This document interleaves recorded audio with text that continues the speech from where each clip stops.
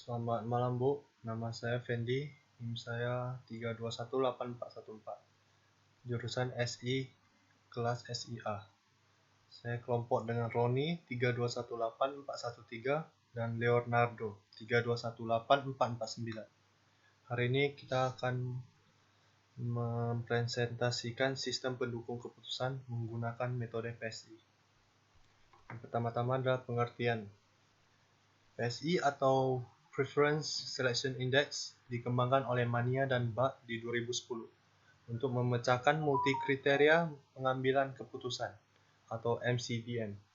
Dalam metode ini, yang diusulkan itu tidak perlu untuk menetapkan kepentingan relatif antara atribut. Bahkan tidak ada kebutuhan komputasi bobot atribut yang terlibat dalam pengambilan keputusan dalam metode ini.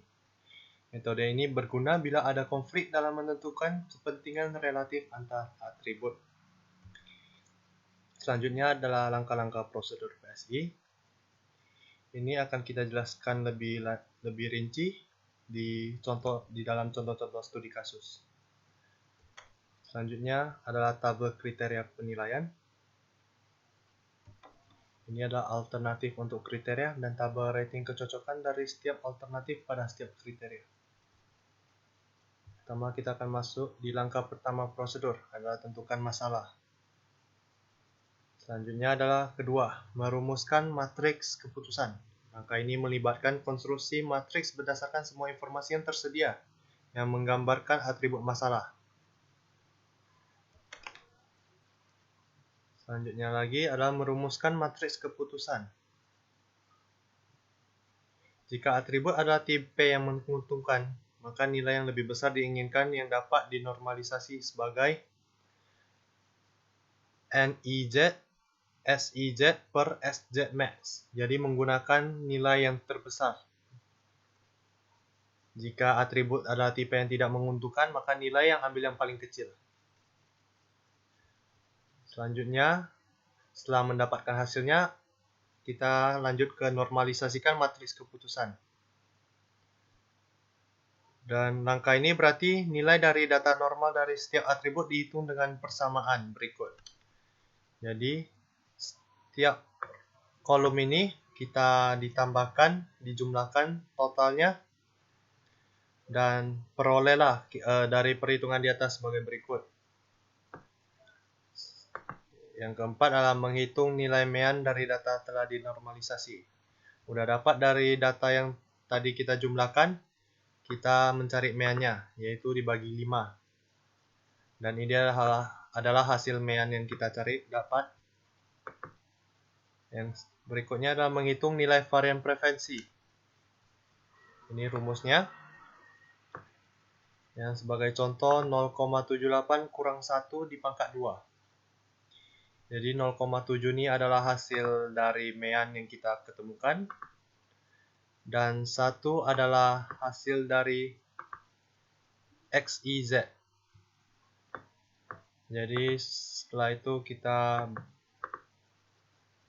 kurangkan dan dipangkat 2. Dan dapatlah hasil pada matriks atas. Setelah itu kita jumlahkan per kolom. Dan setelah itu kita jumlahkan semua hasil dari kolom di atas. Dan ini adalah hasil yang kita dapatkan.